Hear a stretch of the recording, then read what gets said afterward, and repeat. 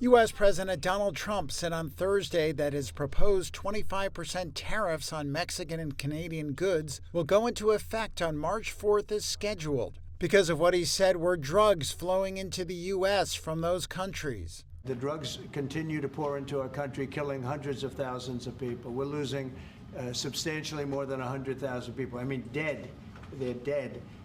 The families are destroyed after that happens. Trump also said he would impose an additional 10% duty on Chinese goods on that day. It's 10 plus 10. In 10 case, plus 10 was there confusion on that? There was, sir, yeah. Okay, 10 plus 10. It's a second 10.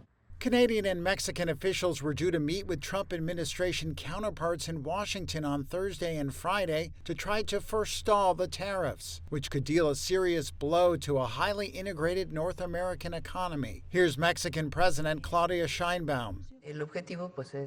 The goal is to protect the trade treaty between Mexico, the U.S., and Canada, and within this frame, see what actions to take to strengthen the three economies. So Mexican ministers in Washington have studied the matters thoroughly, and there have been previous discussions. So I hope we can reach an agreement, and on March 4th we can announce another thing. Meanwhile, Canadian Prime Minister Justin Trudeau said his country will have an immediate and extremely strong response if the U.S. imposes tariffs next week. We will continue to do that work and do everything necessary to avoid these tariffs coming in. But like I said, if on Tuesday there are unjustified tariffs brought in on Canada, we will have an immediate and extremely strong response, as Canadians expect.